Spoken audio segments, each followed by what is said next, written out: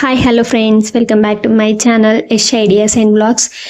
ఎప్పుడు ఒకేలా దోశ కాకుండా ఇలా అయితే ఒకసారి డిఫరెంట్గా అయితే ట్రై చేసి చూడండి. నేను కూడా ఫస్ట్ టైం అయితే ట్రై చేసిన, చాలా మంచిగా అయితే వచ్చింది. బాలామృతంతో అయితే దోశ నార్మల్గా వేసినప్పుడు అది పెనానికి అయితే అంటుకొని పోతుంది మొత్తం. అట్లా కాకుండా మీరు కొంచెం గోధుమ పిండి అలాగే కొంచెం బాలామృతం వేసి వాటర్లో అయితే మిక్స్ చేసి పెట్టుకోండి ఫస్ట్.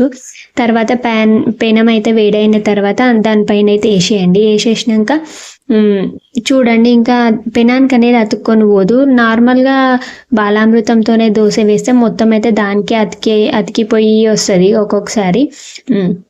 అట్లా కాకుండా ఇట్లా ట్రై చేస్తే మాత్రం అసలే పెనానికి అనేది అంటుకపోదు. టేస్ట్ కూడా చాలా బాగుంటుంది, స్వీట్ అనేది ఎక్కువ ఉండదు, టేస్ట్ కూడా చాలా బాగుంటుంది. ఒకసారి అయితే ఇట్లా ట్రై చేసి చూడండి. నేనైతే ఫస్ట్ టైం అయితే ట్రై చేసిన, చాలా మంచిగా అయితే వచ్చింది. ఇంకా యశస్వి ఎట్లుందని చెప్తే స్వీట్ కొంచెం తక్కువైంది కానీ టేస్ట్ అయితే చాలా బాగుంది. ఒకసారి అయితే ట్రై చేయండి. వీడియో నచ్చితే లైక్ చేయండి, షేర్ చేయండి, కామెంట్ కూడా చేయండి. ఖచ్చితంగా మన ఛానల్ని అయితే సబ్స్క్రైబ్ చేసుకొని మాకు సపోర్ట్ చేయండి. Thank you. మరి ఉంటా, బాయ్ బాయ్.